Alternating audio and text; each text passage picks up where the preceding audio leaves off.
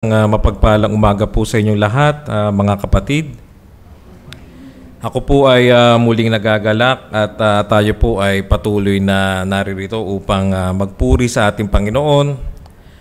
Bagamat marami ang mga bagay na ako po ay nabisi itong nakaraang linggo sa trabaho at gayon din naman po ng weekend na kami po ay naghatid ng aming mga anak dito sa youth camp na ginanap noong November 1 and 2 at kahapon po ay nagpunta naman kami sa Batangas para po doon sa birthday ng aming ninang na 78th birthday. At salamat sa Panginoon sa kanyang kalakasan at patuloy na pagsama niya sa mga bagay na yon. Salamat sa Panginoon dahil yung youth camp ay naging matagumpay sa kanyang pagkilos at ang ating mga kabataan na dumalo doon nawa ay sila ay tumanggap ng biyaya sa ating Panginoon. At alam natin, kaya po tayo naririto at nagpapatuloy ay yun ay walang ibang dahilan dahil sa patuloy na pagsama ng Panginoon sa atin. At tayo rin na naririto ay patuloy na nag-a-abide o nagre-remain o sumasama sa ating Panginoon. At alam natin na yun ay gawa rin ng Panginoon sa ating buhay. At yan nga po ang ating pag-uusapan sa umagang ito. Ang title po ng ating pangaral ay Spiritual Fruitfulness, na ang alam natin, ang bagay na ito ay gawa ng Panginoon sa atin at magagawa lamang natin ito kung tayo ay tunay na merong union o merong pakipag-isa kay Kristo. At sa umagang ito, ang ating pong mensahe ay ito: believers will bear spiritual fruit only when they abide in Christ. Believers will bear spiritual fruit only when they abide in Christ. Ang mga mananampalataya ay magkakaroon lamang ng espiritual na bunga kapag sila ay nananatili kay Kristo. Hayaan niyo pong basahin ko muli yung ating text na binasa ni Brother Andrew. Sa pagkakataong ito, babasahin ko po ito sa English. John 15 verses 1 to 8. John 15 verses 1 to 8. Ito pong sinasabi sa CSB version. I am the true vine and my Father is the gardener. Every branch in me that does not produce fruit, He removes. And He prunes every branch that produces fruit so that it will produce more fruit. You are already clean because of the word I have spoken to you. Remain in me and I in you. Just as a branch is unable to produce fruit of itself unless it remains on the vine, neither can you unless you remain in me. Verse 5, I am the vine, you are the branches. The one who remains in me and I in him produces much fruit, because you can do nothing without me. If anyone does not remain in me, he is thrown aside like a branch and he withers. They gather him, throw him into the fire, and they are burned. 7. If you remain in me and my words remain in you, ask whatever you want, and it will be done for you. My Father is glorified by this, that you produce much fruit and prove to be my disciples. Tayo po ay muling manalangin at tingin natin ang pagsama ng Panginoon sa umagang ito sa ating pag-aaral. Tayo po ay manalangin. Muli ang manaming Diyos na banal na makapangyarihan sa lahat. Muli naming hinihingi sa inyo ang inyong biyaya, pagsama ng Santong Espiritu. Alam namin, Panginoon, ang inyong mga salita na kinasihan ng inyong Santong Espiritu, bagamat ito ay sinulat ng mga tao na inyong ginamit, ngunit ang mga ito ay nanggaling sa inyo at ito ay inyong salita. Kaya, Panginoon, sa umagang ito, inihiling namin, Panginoon, ang inyong awa at habag, Panginoon, ay pagkaloob nyo ang pagsama ng Santong Espiritu na ipaunawa sa amin ang katotohanan ng inyong mga salita. Samahan niyo po kami, Ama, sa bagay na ito at gawin niyo po kaming karapat-dapat, Ama, sa pagsamba sa inyo sa umagang ito. Salamat po, Ama. Purihin kayo, Panginoon. Ito ang aming samot dalangin sa pangalan ng aming Panginoong Jesus. Amen. So, ang topic po natin ay spiritual fruitfulness, gaya ng ating title sa pangaral ngayong umaga. kaunting background lamang po dito sa John chapter 15. Ito pong John chapter 15 ay part po ito ng mga tinatawag nating upper room discourse. Sa Gospel of John, bago po ang Panginoong Jesus ay dumanas nung kanyang pagdurusa, yung kanyang suffering and death para sa kanyang gawang pagliligtas, sa kanyang atonement, ay nagkaroon po ng tinatawag na mga upper room discourse na kung saan siya ay kasama niya ang kanyang mga apostles, yung kanyang 12 apostles, at kinakausap niya ang mga apostol, binibilinan niya ang mga apostol, sinasabi niya na siya ay malapit na ang kanyang yung gagawin niyang pagliligtas, yung kanyang kamatayan, yung kanyang pagdurusa para sa kabayaran ng mga kasalanan ay nalalapit na. So, mababasa natin yan sa chapter 13 ng, chapter 13 ng John hanggang chapter 17 ng John. Makikita natin yun na yun yung tinatawag na upper room discourse. At itong John 15, kasama ito sa mga farewell discourse na binanggit ng Panginoon Kristo na kung saan ang bagay na ito ay ginawa niya upang ihanda niya yung kanyang mga alagad sa nalalapit na pangyayari na siya ay haharap sa pagdurusa at kamatayan. Para magkaroon lang tayo din ng mas malinaw na context, basahin natin yung John chapter 14, verse 29 hanggang 31. So babasahin ko po ito sa English. John chapter 14, verses 29 to 31. I have told you now before it happens, so sinasabi niya, na bago mangyari ang mga ito, ano yung mangyayari? Ito yung mangyayari, yung kanyang paghihirap sa yung kanyang kamatayan. So sinasabi niya na raw to, I have told you now before it happens so that when it does happen, you may believe. When it does happen, you may believe. Sapagkat alam natin, sumunod sila sa Panginoon bilang kanyang mga alagad. At kung makikita nila na ang Panginoon, na Diyos na makapangyarihan, baka magulat sila na bakit ang ating Panginoong ito ay walang kakayahan na iligtas ang kanyang sarili o tumanggap ng mga ganitong parusa. Samantalang siya ay makapangyarihan, gumawa siya ng iba't ibang himala, gumawa siya ng mga kamangha-mangang bagay. Ngunit sa bagay na ito, tila baga para siyang isang talunan. So kaya yun yung bagay na ito na inihahanda ng ating Panginoon Kristo, yung kanyang mga alagad.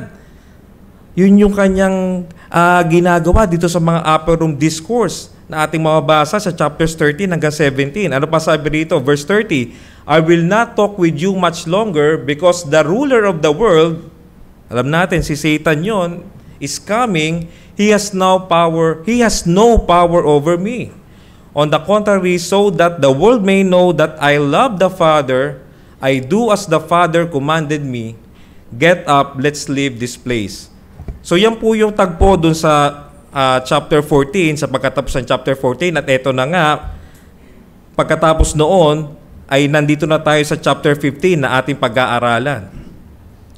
So gaya ng ating mensahe, ang espiritual na bunga ng isang mananampalataya ay posible lamang kung ang isang mananampalataya ay mananatili kay Kristo. At tayo po ay magpatuloy sa ating pag-aaral. Meron lamang po tayong 4 na bagay na ating tutunghayan sa umagang ito. Ang una po ay makikita natin sa verses 1 to 3 ng chapter 15. At ito ay walang iba kundi ang the source and sustainer of spiritual fruit. Ang pinagmumulan at nagsusustena ng espiritual na bunga. Alam natin, ito ay walang iba kundi ang ating Panginoong Kristo at ang Diyos Ama na siyang naglapit sa atin, sa Kanya, na siyang nagplano ng kaligtasan para sa atin. The source and sustainer of spiritual fruit. Ang pangalawang bagay na ating titingnan is the means for bearing spiritual fruit. Ang paraan ng pagkakaroon ng spiritual na bunga. Paano ba tayo nagkakaroon ng spiritual na bunga? Paano bang isang mananampalataya na iniligtas ng Diyos ay nagbubunga? Ano ba ang bagay na ginagamit ng Panginoon para sa pagpamumunga ng isang mananampalataya? The means for bearing spiritual fruit. Ang pangatlo na ating titingnan is the promise for those who persevere in the faith. Ang pangako para sa mga nagpapatuloy sa pananampalataya, yan ay matatagpuan natin sa verse 7. At ang pang-apat at ang panghuli na ating pag-aaralan sa umagang ito is the warning of judgment for those who do not persevere in the faith. The warning of judgment for those who do not persevere in the faith. Ang babala ng kahatulan sa mga hindi nagpapatuloy sa pananampalataya. Yan ay matatagpuan natin sa verse 6. Again, let me read to you verse 1 to 3 of John 15. Verse 1, I am the true vine, and my Father is the gardener. Every branch in me that does not produce fruit, He removes, and He prunes every branch that produces fruit, so that it will produce more fruit. Verse 3, you are already clean because of the word I have spoken to you. So agad-agad na makikita natin sa verse 1, sinabi ng Panginoon Kristo, I am the true vine. Bakit sinabi ng Panginoon Kristo na I am the true vine? Gaya na sinabi natin kanina, ang upper room discourse, inihahanda niya yung kanyang mga alagad sa paparating na pangyayari na siya ay magdaranas ng pagdurusa, siya ay aalipustahin, siya ay parurusahan, hanggang sa to the point na siya ay mamamatay, ipapako siya sa krus ng Kalbaryo, upang maunawaan ng mga alagad niya na ang mga bagay na ito ay talagang nakatalaga at ito ay para gawin niya ang pagliligtas na gagawin o ang pagliligtas na pinlano ng Diyos Ama bago pa man itatag ang mundo. Pero bakit sinabi niya, I am the true vine? Dito sa verse 1, agad-agad natin makikita yung the word na I am. Kung kayo po ay familiar sa the word na I am, ito po ay kasama sa mga I am sayings dito sa book of John. At ito pong sa verse 15 na chapter 1 verse 15, ito po yung last ng mga I am sayings dito sa aklat ng book of John. At alam natin sa mga dating pag-aaral natin na ang title na ito, which is I am, alam natin na i-preach to dati ni Deacon Leo nung kanyang sermon about do sa sa pangalan ng Diyos. Tama po ba?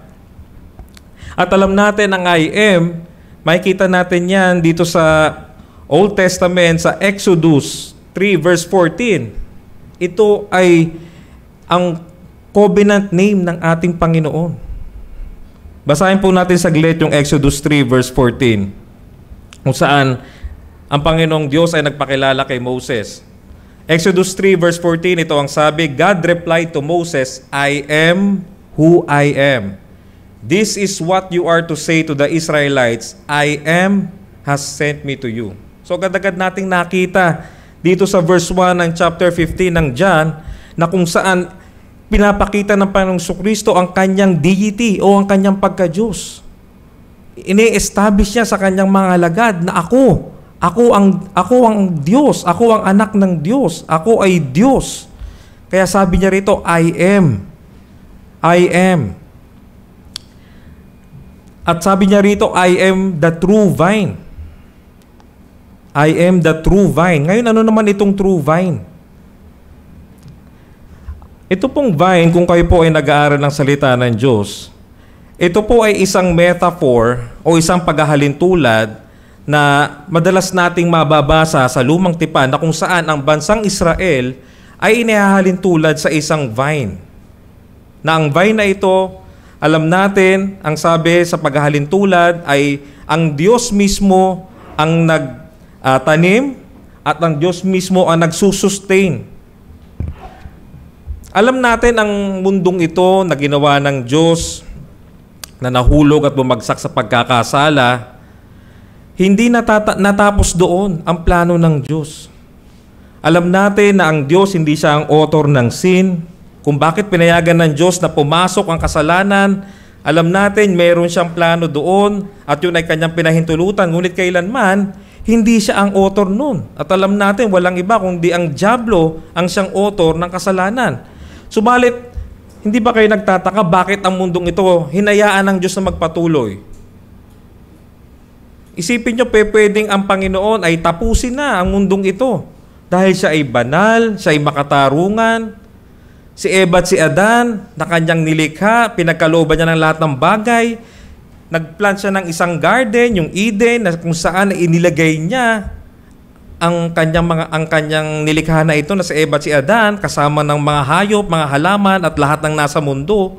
Subalit sa kanilang pagsuway, sila ay nahulog sa pagkakasala at sinuway nila ang Diyos na banal at makapangyarihan sa lahat. At dahil sa bagay na yon, karapat-dapat lamang na sila ay parusahan ng Diyos at sila ay lipulin ng Diyos. Pero bakit sa bagay na hindi natin kayang ipaliwanag, kaya kinakanta natin lagi yung Amazing Grace, di ba? Na nandun yung biyaya ng Diyos na hindi niya pinahintulutan ang bagay na yon. Napuksain na niya at wakasan na niya ang mundo. Di ba? Dahil po yun sa biyaya ng Panginoon para sa kanyang kapurihan. At sa kanyang plano ng pagliligtas, kaya nagpapatuloy mo dong ito, pumili siya ng isang bayan o ng isang bansa na ito'y walang iba kundi ang Israel, na kung saan siya ay nakipagtipan. So, ang Israel po, nung panahon ng lumang tipan, dito po nakipagtipan ang ating Diyos. Maraming mga bansa na kasama ng Israel, no? Pero ibinukod ng Panginoon ng bansang ito na ang Israel sa kanya sa nakipag-covenant. At bilang kanyang covenant nation o covenant people, ang bansang Israel ay dapat na sumunod sa kanya, dapat na siya'y sambahin, ibigin ng buong puso, buong kaluluwa, buong lakas. Pero ano nangyari? Alam natin, ang Israel, ang bansang ito ay naging unfaithful, hindi naging tapat.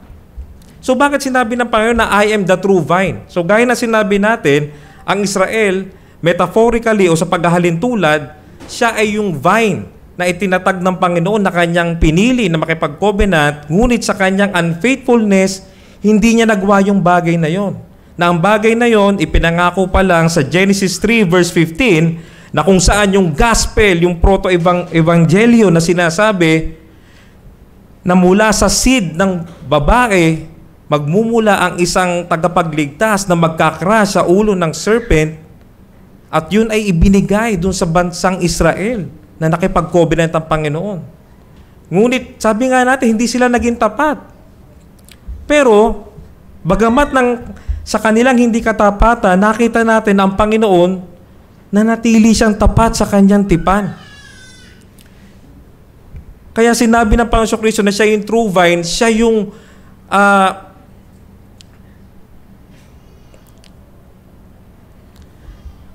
siya po yung faithful, siya po yung fulfillment ng katapatan na promise ng Panginoon.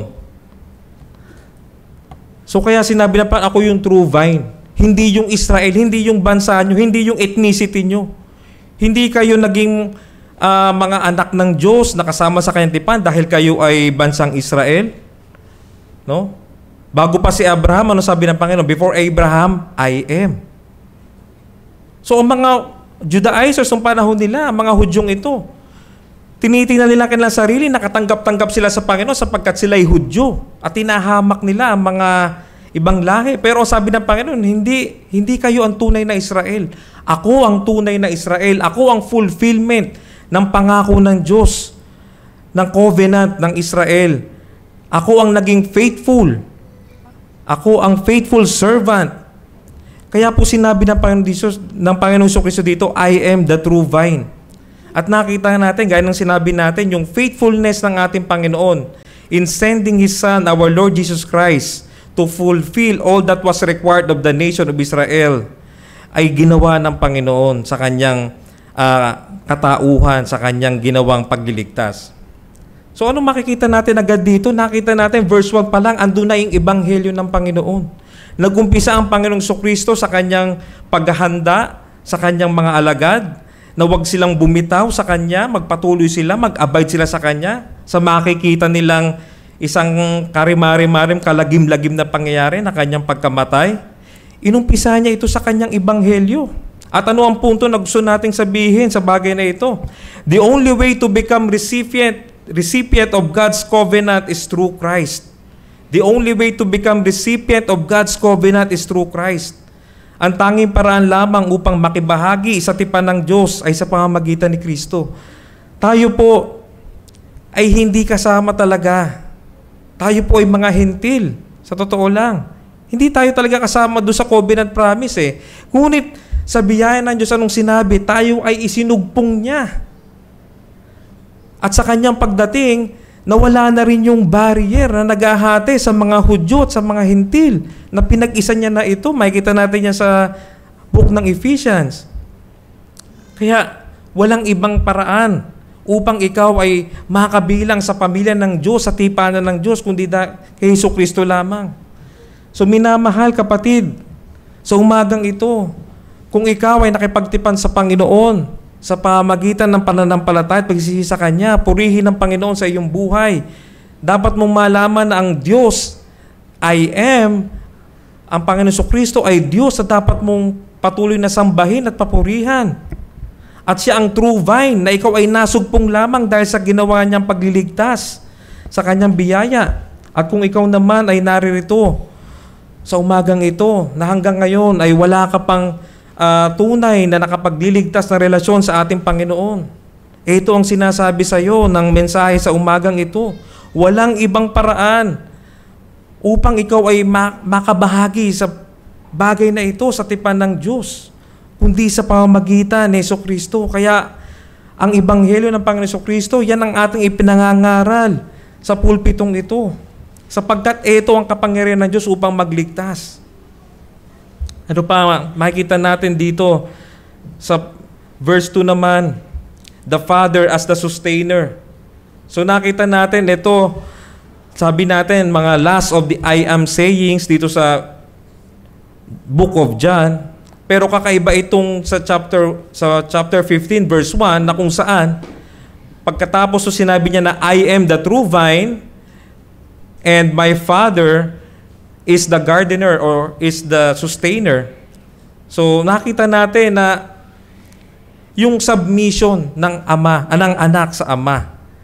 Na ang anak bilang vine, bilang true Israel na nag-fulfill ng plano ng Diyos ng pagliligtas at ang ama ang siyang sustainer o siyang nagpapatupad ng lahat ng ito at siyang nangangalaga o nagsusustain sa bagay na ito.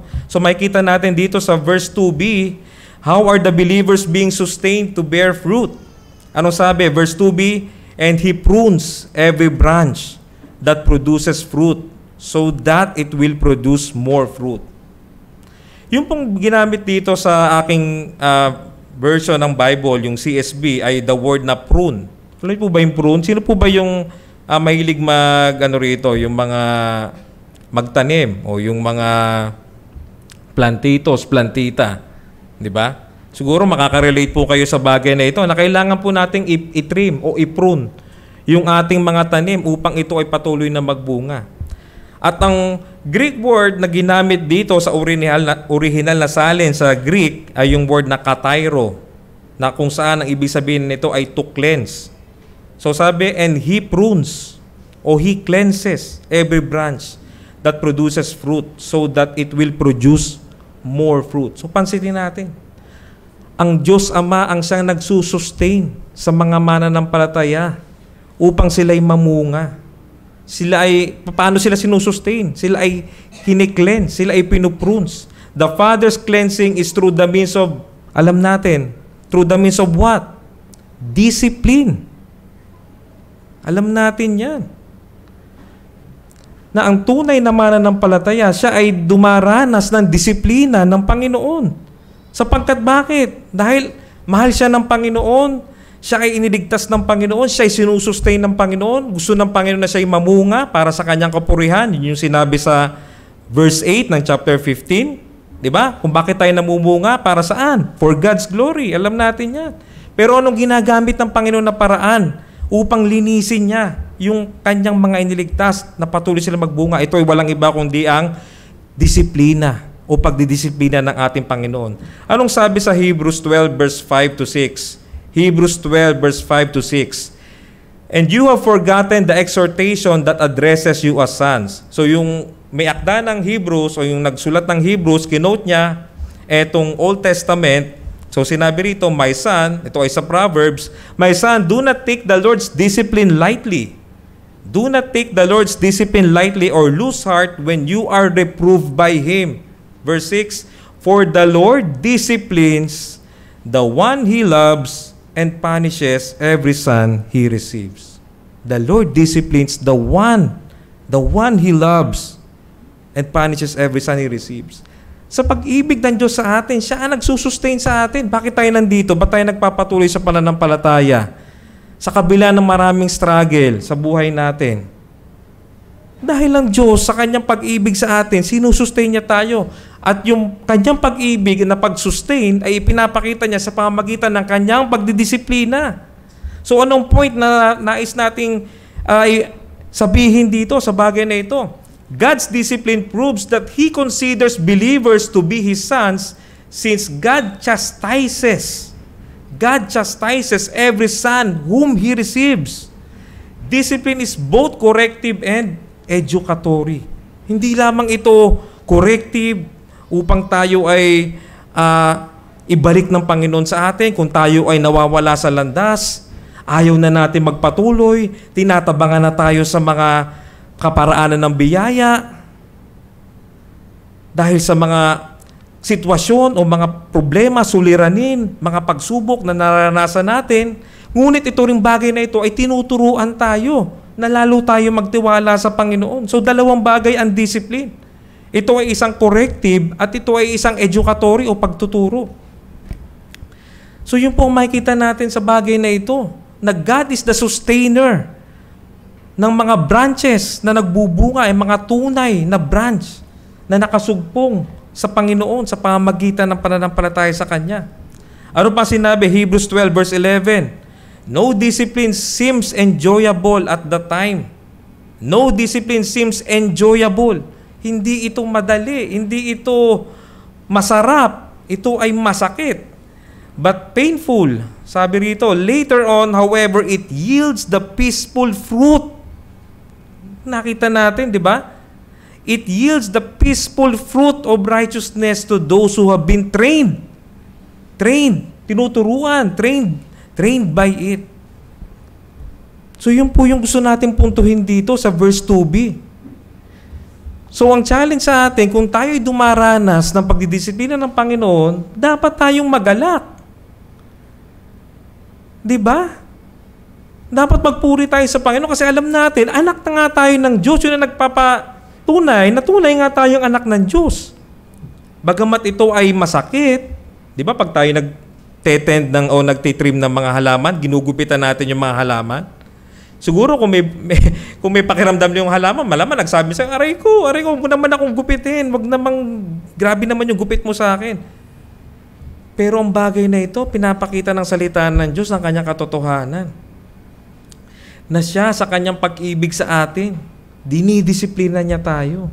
So church, mga kapatid, wag nating tingnan yung discipline na isang bagay na mababaw lang o isang bagay na hindi mahalaga. Sapagkat ito'y pagpapakita ng pagmamahal ng Panginoon sa ating iglesia. Kaya salamat sa Panginoon sa bagay na ito na tayo ay patuloy na dinidisiplina ng ating Panginoon.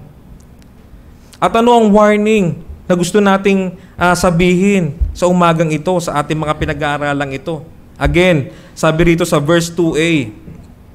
So kanina nakita natin yung mga branch na nagpo-produce ng fruit, ito ay pinuprune o kiniklense, nililinis ng Panginoon sa pamagitan ng disiplina. Ano naman ang warning? Verse 2a, every branch in me that does not produce fruit, every branch in me that does not produce fruit, He removes. So bakit sinabi rito ng ating Panginoon Kristo na every branch in me that does not produce fruit?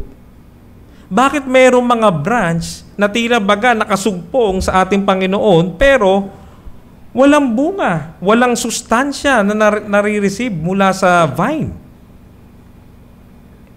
Marami tayong binasa mga komentary at iba't iba ang kanilang interpretation dyan.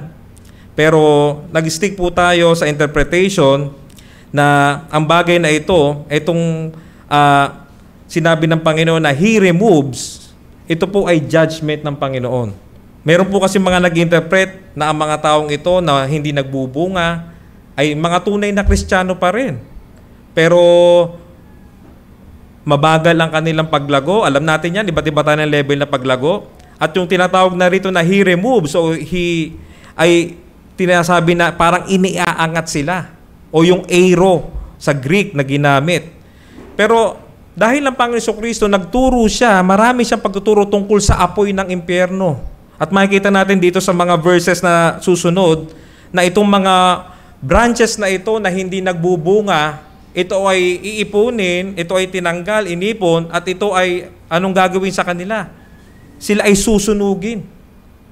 So, kaya po, it makes sense na ang verse 2a na nagsasabi dito, ito po ay nagpapakita o ito po ay isang metaphor na naghahalintulad sa mga tao na walang tunay na pananampalataya sa ating Panginoon. Ngunit makikita natin, nakasama natin dito sa ating iglesia. Yung po yung verse 2a. Every branch in me that does not produce fruit, he removes. So ito po yung mga tao na sumasama sa church, marahil nagmi-ministry pa, nagpi-preach, no?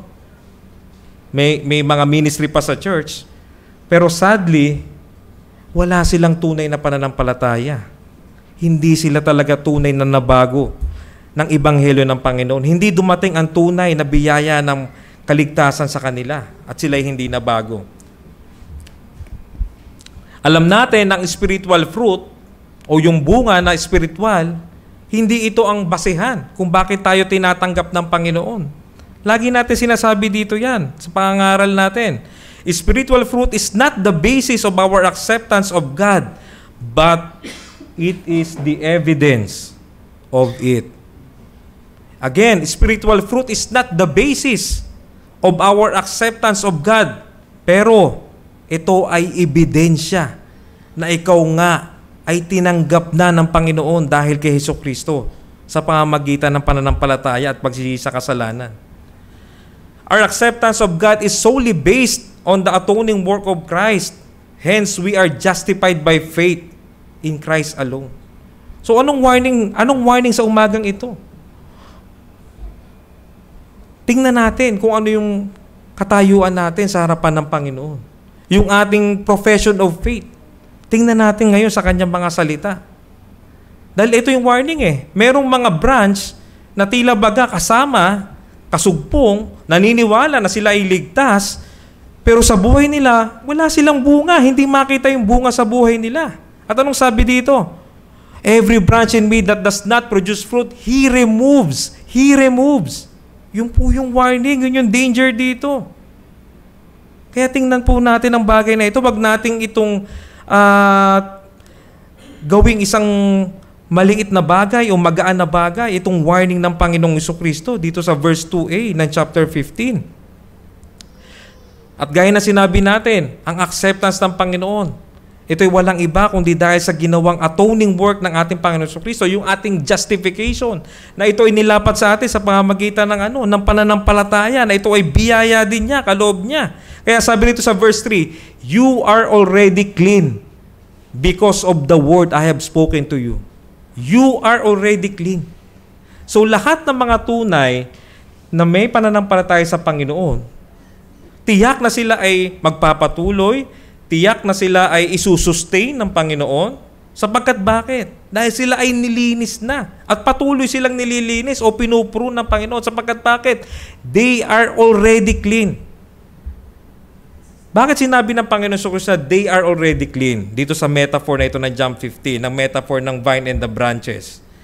Balikan natin yung chapter 13 ng John sa Upper Room Discourse again, na verse 10. Ito ang sabi ng Panginoong Jesucristo sa John chapter 13 verse 10. Alam natin na ang bagay na ito, ang Panginoong Jesucristo, hinugasan niya yung paa ng kanyang mga alagad, no? At nagkaroon din sila ng Lord's Supper dito sa Upper Room Discourse. Pero sabi ng Panginoon dito sa John chapter 13 verse 10, one who has bath, yun daw nalinis na, so Jesus told him, does not need to wash anything except his feet. But he is completely clean. You are clean, but not all of you. Bakit niya sinabing not all of you? Sapagkat alam natin, si Judas Iscariot, kasama doon sa 12 apostles, nandun sa inner circle ng ating Panginoon. Pero ano nangyari? Siya'y tumalikod. Siya'y naging unfaithful. Kaya sabi, you are clean, but not all of you. For he knew who would betray him. That is why he said, not all of you are clean. So yun yung sinasabi natin. Yun yung warning sa atin. Hindi porke nasa church tayo, member tayo ng CRC, covenant member tayo, tingnan natin sarili natin kung may bunga tayo. Dahil, mga kapatid, hindi biro tong bagay na ito. Alam natin ang kaligtasan, hindi yan nawawala.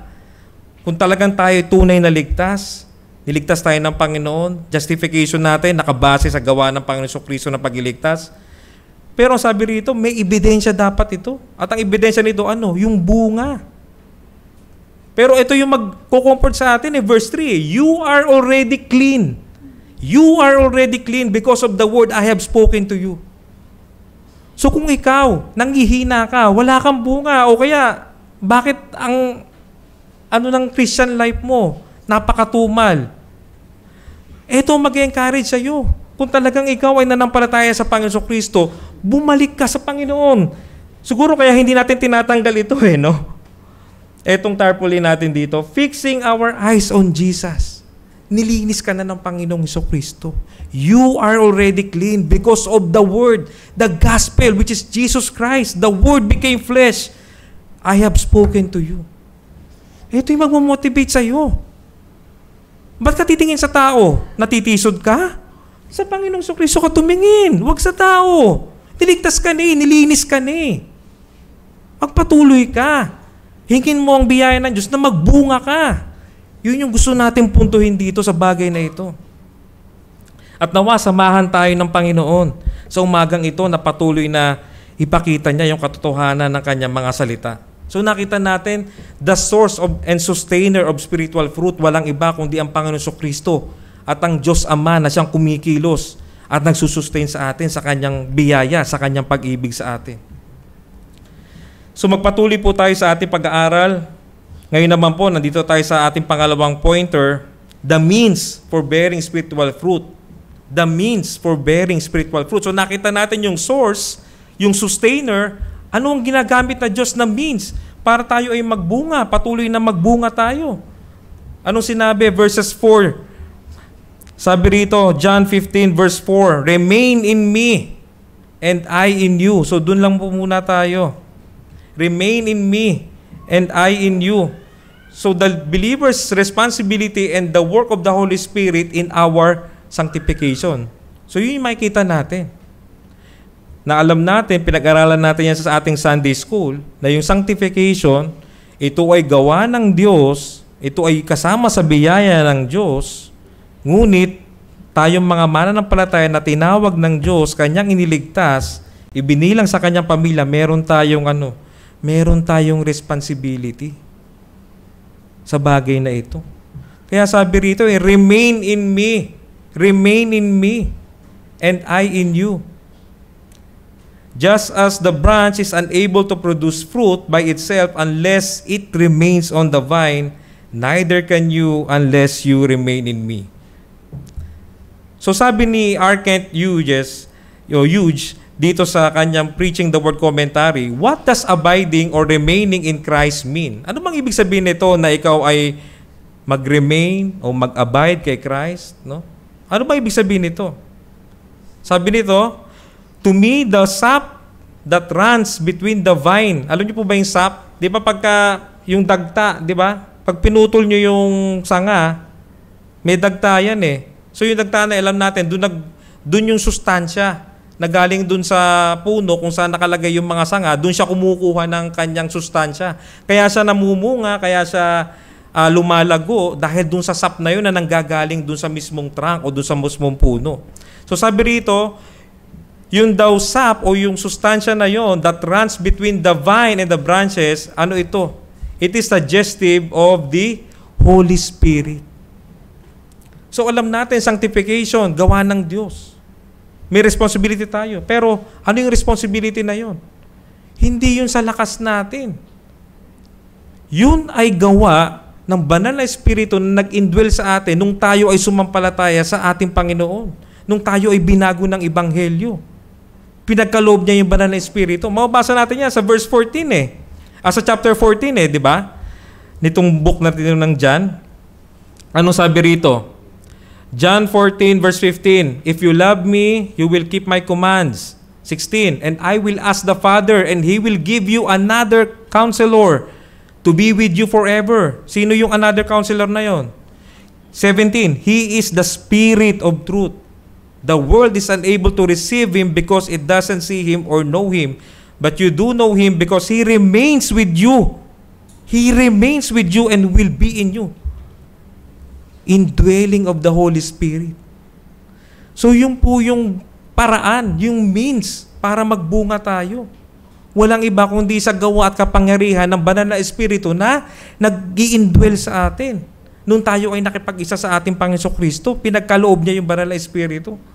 So lahat po ng mananampalataya na tunay na sumampalataya kay Kristo, ang banal na Espiritu po ay nasa atin. So dapat tayong magpuri sa Panginoon. Ang banal na Espiritu, alam natin, ito ay third person of the Trinity. Ito ay Diyos. So bakit tayo makapagpapatuloy? Dahil sa gawa ng banal na Espiritu. So remaining or abiding is parallel to being filled with the Holy Spirit. Spirit-filled. Nung dati, nung hindi pa tayo nakakasumpong ng tunay na doktrina, alam natin yung humpus-pus ang Espiritu, yung talagang nag-i-speaking in tongues, so kung ano man mga ginagawa, talagang grabe yung praise and worship. Sadly, makikita natin yan sa mga ibang churches, no? Masyado nilang pinapahalagan yung bagay na yon at hindi nila talaga naiintindihan o ginagalang ang banal na Espiritu, magbigay ng reverence sa Kanya bilang Diyos, at sadly, nabablaspheme ang Holy Spirit sa bagay na yun. Pero alam natin ang bagay na ito, yung being Spirit-filled, ikaw ay nagbubunga. Ang isang mananampalataya na puno ng Espiritu o puspos ng Espiritu, nakikita yon sa bunga sa kanyang buhay. At alam natin, Galatians 5:22. Ano ba itong bunga na ito? So basahin nga natin Galatians 5:22. Siguro kabisado to ng karamihan sa atin, di ba? Galatians 5:22, "But the fruit of the Spirit is love, joy, peace, patience, kindness, goodness, faithfulness." Ito yung Spirit-filled life. Meron tayo nito. Meron tayong love. Ito yung unang-una Kaya sabi ng Panginoon, ano yung command ng Panginoon? Ang command ng Panginoon ay ano? "If you love me, you will keep my commandments." Ang command niya ay ano? Love one another. Kaya pagdating dito kay Paul sa Galatians 5:22, inuna niya yung unang bunga Alam natin ito fruit, hindi ito fruits, di ba? Fruit of the Spirit. Ibig sabihin, once ng Holy Spirit nag-indwell sa'yo, meron ka na nito. Pero marahil, iba-iba nga yung level natin ng sanctification, pero alam natin ang Diyos, mabiyaya siya, magpapatuloy tayo dahil siya ang nagsusustain sa atin. Pero sinabi rito, love. Yun yung unang-una. Joy, peace, patience, kindness, goodness, faithfulness. Ito yung fruit. Ito yung Spirit-filled life. Ito yung ginagamit. Ito yung means para ikaw yung magbunga. Yung gawa ng banal na Espiritu. When we have already seen that the abiding in Christ or indwelling in Christ produces the fruit of the Holy Spirit, we must set aside everything from which we might derive our own strength and merit and draw all from Christ. Ako po nag-struggle ako sa spiritual life ko. Hanggang ngayon nag-struggle ako. Siguro wala naman sa ating hindi nag-struggle di ba? Pero alam natin, ang Diyos ang tapat. Pero dumating sa buhay ko, pinipilit ko sa sarili kong lakas. Pinipilit ko na magbasa ng Bible, mag-pray ako na mag-pray. Lahat ng mga yan, tama yan. Means of graces yan. Pero hindi ako dumedepende sa kapangyarihan ng banal na Espiritu Dumedepende lang ako sa kakayahan ko Yun ang mali. Di ba? Ano pa isang mali? Let go and let God. So, pinaubayan mo ng lahat sa Diyos. Wala na yung responsibility mo sa sanctification. Hindi, ang Diyos naman ang may gawa niyan Kahit hindi ako umattend, kahit hindi ako magpatuloy, Kahit na hindi ako nakikibahagi sa fellowship, kilala naman ako ng Diyos. Ang Diyos ang nagligtas sa akin, ligtas naman ako. Again, warning, verse 2. Sinong hindi nagbubunga, He takes away. So dapat magising ka doon kung nandun ka sa sitwasyon na yon, na hindi ka na nagpapatuloy. So mali yung let go and let God. So ano ang tama? Ang tama is dependency sa Holy Spirit. At the same time, you are responsible for your sanctification bilang iniligtas ng Diyos. Ang hirap i-reconcile niyan sa utak natin. Hindi natin kayang yan kahit mag-gymnastics tayo sa utak natin. Bigay ng Diyos, sanctification, gawa ng Diyos, biyaya ng Diyos. Pero bakit kailangan kong lumakad? Sabi, walk in the Spirit. Di ba? Walk in the Spirit. So hindi natin kailangan i-wrestle ng gusto yan sa mind natin. Ang kailangan natin through faith, through the eyes of faith, tanggapin natin yung mga katotohanan na yan. Kagaya niyan, sino ba nagligtas sa atin? Ang Diyos. Pero maliligtas ka ba kung di ka sasampalataya? Di ba hindi? Sino sumampalataya? Ang Diyos ba o ikaw? Tayo ba o ang Diyos? Di ba tayo sumampalataya? So paano natin i-explain yung bagay na yon? So gaya ng pagliligtas sa atin, etong sanctification, ganun din po ito. Gawa ng Diyos, at the same time, meron tayong responsibility. Pero ang responsibility na to, hindi natin pwedeng sabihin na merito ito sa harapan ng Diyos. Again, this is by the power and work of the Holy Spirit. Ano sabi ni S. Lewis Johnson? Just as we are saved by grace because of what Christ has done. Just as we are saved by grace. Yun nga, yung salvation natin. Because of what Christ has done. We are sanctified by grace. Because of what the Holy Spirit continues to do in us. It was the Holy Spirit who brought us to faith in Christ. Alam niyo po ba yun? Pag pinangangaral na Ebanghelyo, sino kumikilos? Yung bang galing ng preacher? Yung bang galing mo sa pag-intindi? Hindi. Kapangyarihan ng Holy Spirit yun, kaya nabago yung puso mo. Bakit dati wala kang interes sa mga bagay na ito? Inaanto ka, minsan ayaw mong umatid, pinipilit ka ng nanay mo, tatay mo, bigat na bigat, ma, ayoko. Ano ba yan? Pero, nung narinig mo ang Ebanghelyo, bakit biglang nag-iba yung perspective mo sa bagay na ito? Kasi bakit? Kumilos yung Holy Spirit Di ba? It was the Holy Spirit who brought us to faith in Christ. It is the Holy Spirit who continued to build us up in Christ. So dahil ang Holy Spirit siya ang nagkumpisa nito sa atin, siya rin ang patuloy na gumagawa nito sa buhay natin. It is the Holy Spirit that led us to trust Him and gave us new life. And it is the Holy Spirit that continues to bring us into likeness to Jesus Christ. Yun yung sanctification. Yun yung essence ng sanctification. Maging kagaya tayo ng ating Panginoon Kristo. At ito ay gawa ng Espiritu, pero may responsibilidad tayo. Pero di ba napakalaking comfort and encouragement sa atin ito na hindi tayo mabigatan.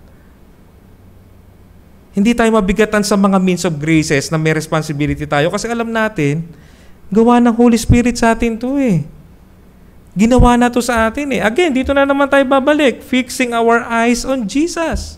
Iniligtas na tayo. Isineperate na tayo ng banal na Espiritu. Yung ating definitive sanctification. So yung progressive sanctification natin, ipamuhay na natin. Kristyano ka na Bakit Kristyano ka na? Anong sabi sa 2 Corinthians 3:18? 2 Corinthians 3:18. We all with unveiled faces are looking as in a mirror at the glory of the Lord and are being transformed into the same image from glory to glory. This is from the Lord who is the Spirit. So malinaw po yan. Gawa ng banal na Espiritu. Pero meron tayong responsibility. Ano pa makikita natin? Verse 5a, sabi, I am the vine, you are the branches, the one who remains in me, and I in him produces fruit. Again, in-emphasize na naman ng Panginoon Kristo yung kanyang sinabi sa verse 1, dito sa verse 5. Sabi niya, I am the vine, you are the branches. Konektado na kayo sa akin, iniligtas ko na kayo. The one who remains in me, yung nananatili sa akin. Ako ay nananatili din sa kanila. Sila ay nagbubunga. So sabi rito, in order to produce fruit, we must only look to Jesus, our true vine, through the eyes of faith. Yung nga yung sinabi natin kanina. Anong sabi sa Hebrews 12 verse 2? Ito yung Lagay dito sa ating tarpaulin. Keeping our eyes on Jesus, the pioneer and perfecter of our faith. For the joy that lay before Him, He endured the cross, despising the shame, and sat down at the right hand of the throne of God. Again, ito dapat yung mag-motivate sa atin o mag-fuel sa sanctification natin. Gospel, fueled by the gospel, dapat yung ating sanctification, yung ating transformation. Ano pa makikita natin dito? Our sanctification is a work of God and not by our own willpower. Ano yung magpapatunay niyan? Sabi dito, because you can do nothing. Doon sa verse 5, because you can do nothing without me. Alam natin kung hihiwalay tayo sa Panginoon, magdidrift away tayo sa Kanyang salita, sa Kanyang iglesia, sa Kanyang body, sa fellowship niya. Kung magdidrift away tayo, anong mangyayari sa atin? We can do nothing. Hindi tayo makapagpapatuloy. Manlalamig ka. Unti-unti kang tatalikod. Yan ang mangyayari sa iyo. At hindi yan ang kalooban ng Panginoon sa atin. Anong sabi sa Philippians 2:12-13? Therefore, my dear friends, sabi ni Paul, just as you have always obeyed, so now not only in my presence, but even more in my absence, work out your own salvation with fear and trembling. Again, fear and trembling, ano ito? Ito yung pananampalataya mo. Meron kang fear and trembling dahil may pananampalataya ka na tunay. Meron kang takot sa Diyos, di ba? The fear of the Lord is the beginning of wisdom. Dalawa lang ang tao sa mundo. Isang wise at isang foolish. Ano yung wise? Nasa Panginoon. Merong relasyon sa Panginoon na napagliligtas. Ano yung foolish? Hiwalay sa Panginoon. Walang wisdom doon. Walang pananampalataya. So yun. Fear and trembling. Yun yung faith. Bakit? For it is God who is working in you both to will and to work according to His good pleasure. So ano ang punto na gusto natin sabihin dito sa pointer na ito? Spiritual fruit is produced through the work and power of the Holy Spirit, enabling the believer to actively exercise the means of graces. Spiritual fruit is produced, no? Ang spiritual na bunga ay nalilikha sa pamamagitan ng gawa at kapangyarihan ng banal na espiritu, pero ito ay nagbibigay kakayahan sa mananampalataya na aktibong gamitin ang mga kaparaanan ng biyaya. So bakit tayo nagpapatuloy? Gawa ng Panginoong Jesus, ng banal na espiritu, gawa ng Diyos, pero meron tayong aktibong responsibilidad sa mga kaparaanan ng biyaya. Ano ito? Meditating of God's Word, prayer, Lord's Supper, participating sa sacrament ng Lord's Supper, at mahigit sa lahat, fellowship. So again, brothers and sisters, tingnan natin muli yung buhay natin. Are we actively participating in the means of graces that God is giving us? Dapat hindi natin baliwalain itong mga kaparaanan ng biyaya. Kasi biyaya na nga ito eh. Binibigay na nga sa ito sa iyo dahil mahal ka ng Diyos. Kaya dapat wag tayo magpabaya dito sa mga means of graces. Ipanalangin natin kung tayo nanghihina, kung may problema tayo. Lumapit tayo sa Panginoon kasi nakalalapit na tayo sa Kanya kasi wala na tayo sa condemnation eh, di ba? Romans 8:1, therefore there is now no condemnation to those who are in Christ Jesus. Meron tayong boldness to appear on the throne of grace. So, ipanalangin natin sa Panginoon kung nanghihina tayo at hindi tayo nakakapag-participate o yung responsibilidad natin sa mga means of graces ay ating napapabayaan. At pangatlong pointers natin, the promise for those who persevere in the faith. So, nakita natin, no? Pinagmumulan ng bunga o ng pagkapatuloy natin ang Panginoong Kristo, ang sustainer, ang Diyos Ama. Ang means na ginagamit ay ang patuloy na kilos at gawa ng banal na espiritu. Ngayon naman, ano yung promise? Doon sa mga nananatili, doon sa mga nagpapatuloy sa pananampalataya, ano yung pangako ng Diyos? Ano sabi? Verse 7, if you remain in me and my words remain in you, ask whatever you want and it will be done for you. Again, ask. Sabi natin, ipanalangin natin. If you remain in me and my words remain in you, ibig sabihin nagpapatuloy ka sa pananampalataya. You are faithful, no?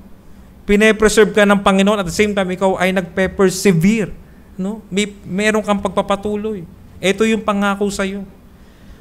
Kung ikaw ay mananalangin, na ang panalangin, ito rin isang bunga rin o isang kaloob din ng Diyos na ibinigay niya sa mga mananampalataya. Bakit pa ba natin kailangan mag-pray kung alam na ng Diyos yung lahat ng bagay? Diba? Alam natin, Diyos, sovereign, alam niya kung anong mangyayari sa atin, alam niya kung anong makakabuti sa atin, di ba? All things work together for good to those who love God. Pero bakit natin kailangan mag-pray? Kasi ito yung means na ibinigay ng Panginoon para gawin niya yung kanyang pagsusustain, pagpe-preserve. Ito yung pinagkaloob niyang means. Ito yung inordain niya na means, yung prayer. Ito yung pakikipag-commune natin kasi ang alam natin, ang ating Diyos, bagamat siya Espiritu, He is a person. Di ba? Kaya nga sabi, di ba? Yung person ng Godhead, yung person ng Trinity, God the Father, God the Son, God the Holy Spirit. So, hindi ito kagaya ng mga paniniwala lamang na hindi nakabasa ka to ng Biblia. Ano sabi? May the force be with you. Hindi po ito force. Ang banal na Espiritu ay person. Siya ay nagigrieve. Alam niyo po ba yun? Pag tayo ay nagkakasala, nagigrieve natin, napipigati natin ang banal na Espiritu. Isipin niyo kung siya ay puwersa lang, wala siyang pakiramdam, wala siyang ganon. Hindi siya person. Bakit siya nagigrieve? Di ba? Ang ating Panginoon, nakikinig siya. Ang ating Panginoon Kristo nag-i-intercede sa atin dun sa langit. So yun yung bagay, nakikipag-commune tayo sa Kanya bilang ating Panginoon sa pamamagitan ng prayer. So anong point natin? Our prayer should always be aligned with God's will. So minsan, bakit hindi tinutugon ng Panginoon yung prayer natin? Tagal na natin pinagpe-pray. Ba't walang answer? Baka hindi kasi ng kalooban ng Panginoon eh. So dapat, magpasakop tayo sa kalooban ng Panginoon. Di ba? Sabi pang Panginoon sa atin, tinuruan tayo mag-pray. Di ba? Our Father who art in heaven, hallowed be thy name, thy kingdom come, your will be done. Ano sinabi ng Panginoon Kristo nung nandun siya sa Mount Gethsemane, nagpe-pray siya. Di ba? Gusto niya, if this cup, let this pass. But Father, not my will, but your will be done. So again, pag nagpe-pray tayo, dapat ito ay naayon sa kalooban ng Panginoon. At paano natin malalaman ang kalooban ng Panginoon? Sa kanyang mga salita. Pag nagmi-minister ng Holy Spirit, sa kanyang mga salita at sa kaparaanan ng mga biyaya na ibinibigay niya sa atin. Ano sabi sa 1 Thessalonians 4:13? For this is God's will. For this God's will, your sanctification. So again, ito na yung sagot. Di ko na ito may kalooban ng Diyos sa akin kasi nagpaplano ako eh. Gusto kong ganito. Gusto ko sana mag-asawa. Ang tanong ko sa'yo, yung bang nanliligaw sa'yo, pinagpe-pray mo, believer ba o unbeliever? So ano sabi sa 1 Thessalonians 4:3? For this is the will, for this is God's will, your sanctification. So ito na yung sagot ng Panginoon. So kung unbeliever yan, hindi yan sanctification. Hindi yan ayon sa kalooban ng Panginoon. So ba't mo ipagpe-pray yan? Diba? O kaya negosyo. Alam mo, may mali, may sabit. Ba't natin itutuloy yan? Ano bang kalooban ng Panginoon sa akin? Lord, ano bang kalooban sa akin? Ito sinabi, your sanctification. Again, our prayer should always be aligned with God's will, which is our sanctification. So yun po yung promise sa atin. Ipagkakaloob naman ito sa atin ng Panginoon eh. Pero baka mamaya, mali yung motibo natin sa paghingi. Mali ang motibo sa paghingi, kaya hindi tinutugon ng Diyos yung panalangin. Di ba? So tingnan natin sa umagang ito ang bagay na yon. Ano pa?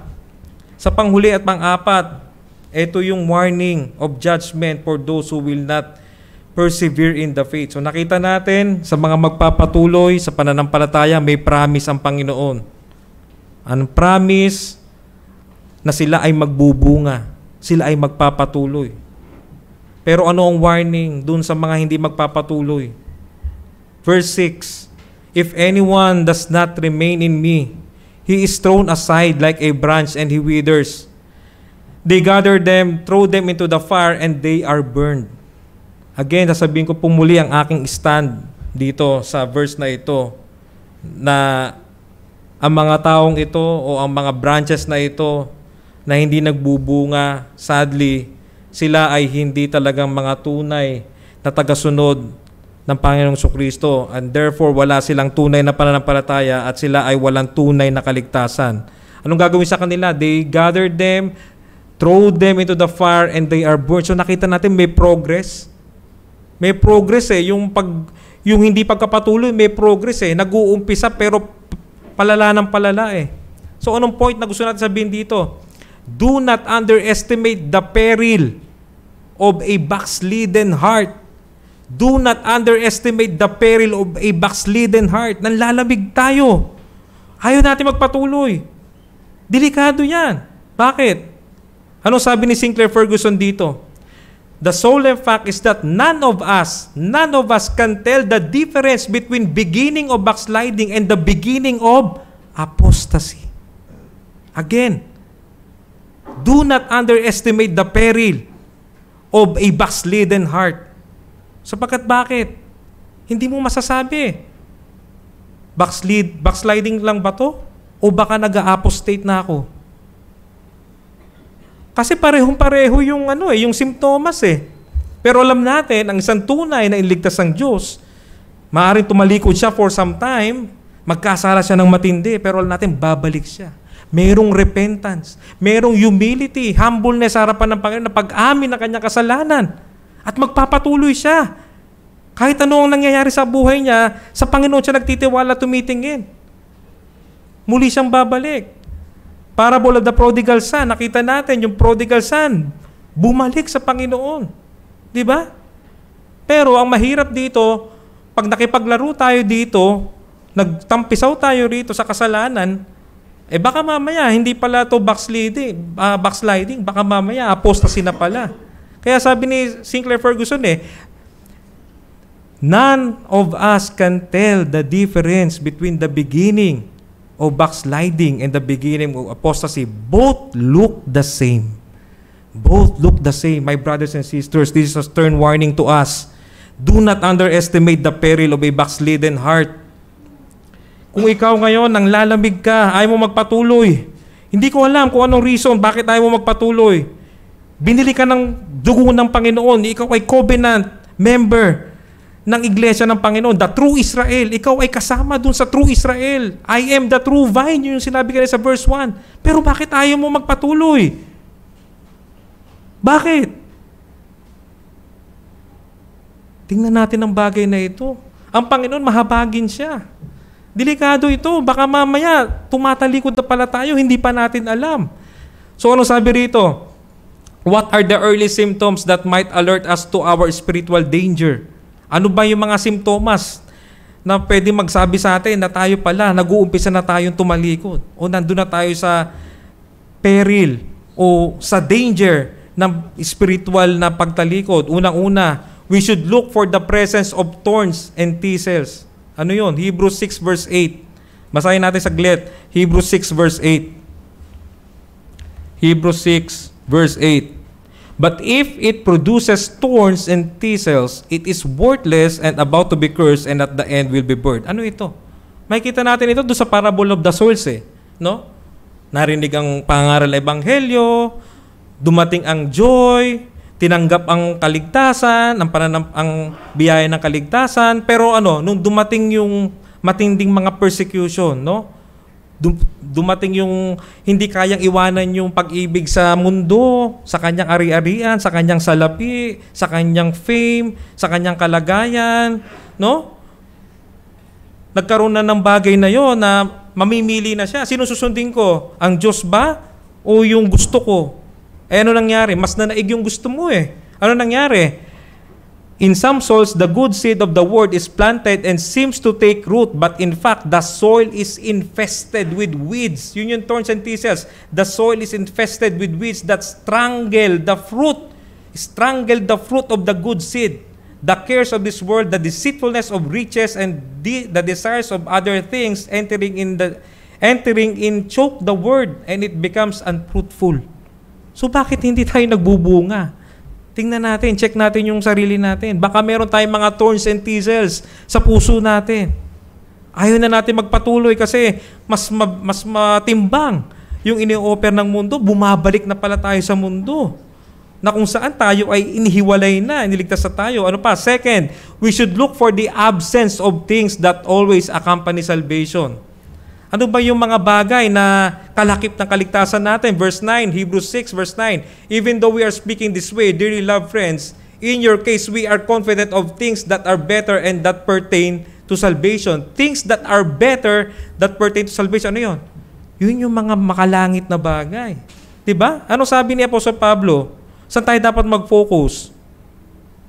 Diba? Do not focus on the things below, but focus on the things above. Diba? What are these things? They are surely the fruit of the Spirit. Oh, yun yung mga makalangit na bagay. Sabi rito ni Sinclair Ferguson, Paul interestingly contrasts verbally the fruit of the Spirit with the works of the flesh. So sa Galatians, din natin makikita yung works of the flesh. Alam natin. No? So tingnan natin. Kung nawawala na yung fruit ng Spirit sa buhay natin, isang symptoms na yan, na warning, na tayo ay nag-uumpisa na tumalikod sa Panginoon. At yung third at panghuli, this is perhaps the most alarming, sabi ni Sinclair Ferguson, the failure to show diligence and a tendency to become sluggish. The failure to show diligence. Ayaw mo na, tinatamad ka na. And the tendency to become sluggish. Bigat na bigat ka na. Ano sabi? Hebrews 6:11 to 12.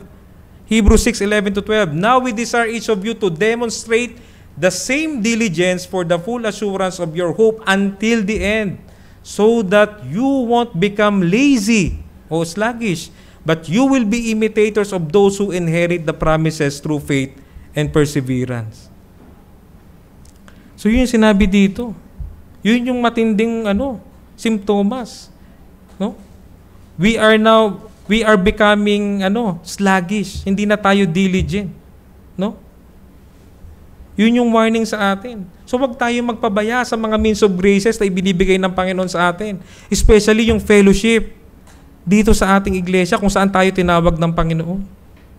So yun po yung mensahe natin sa umagang ito. Ang Panginoon, again, siya ang sustainer, siya ang source ng ating spiritual na buhay.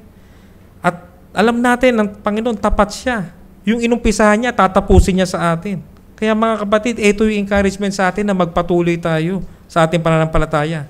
And again, namamandik muli ako sa mga naririto kung kayo ay wala pang relasyon na nakapagliligtas sa pamagitan ng pananampalataya sa Panginoong Kristo. Kinakausap kayo ng salita ng Panginoon. Ang Diyos mismo ay namamanik sa inyo, nagpiplead sa inyo. Come to me, all you labor and are heavy laden, and I will give you rest. For my yoke is easy, and my burden is light. Lumapit ka sa Panginoong Kristo sa pananampalataya at sa pagliligtas sa pagsisisi ng kasalanan. Lumapit ka. Hindi mo kayang gawin ito sa sarili mo. Ito ay gawa at biyaya ng Diyos. Kaya sa Kanya ka lamang umasa. At ikaw ay magpakumbaba sa Kanya. Tayo po ay manalangin. Muli, Ama naming Diyos na banal na makapangyarihan sa lahat. Tunay nga po, Panginoon, na ang inyong mga salita ay makapangyarihan. Like a double-edged sword, Panginoon. Salamat, Ama, sa mga katotohanan, sa pagtuturo nyo sa amin, Panginoon, sa mga salita ninyo. Nawa, Panginoon, patuloy nyo itong ilapat sa aming mga buhay, sa patuloy na pagminister sa amin ng Holy Spirit. Alam namin, Panginoon, na kapos kami sa sarili naming mga efforts.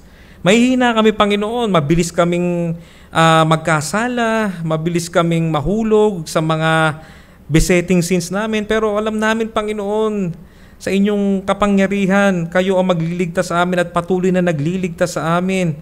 Na kayo ang siyang gumagawa sa aming buhay sa pamamagitan ng kapangyarihan ng Banal na Espiritu na magpatuloy kami sa takbuhin namin bilang mananampalataya.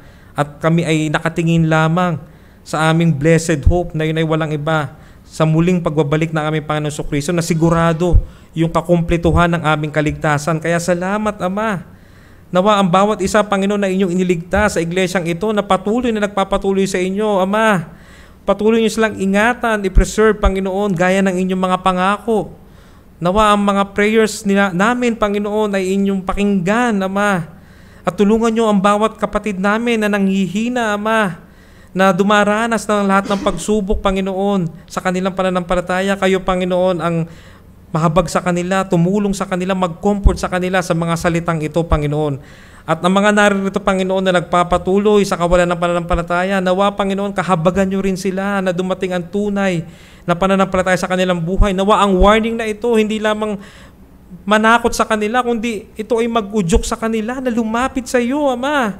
Nahingi ng biyaya ng kaligtasan, ng habag at awa ninyo sa pamagitan ng ginawa ng Panginoon Kristo na pagbabayad sa kanyang krus ng Kalbaryo at sa kanyang muling pagkabuhay na nag-secure ng aming kaligtasan, na siya ang the true vine, na sa kanya ang lahat ng pangako at na-fulfilled ang pangako ng inyong pagliligtas.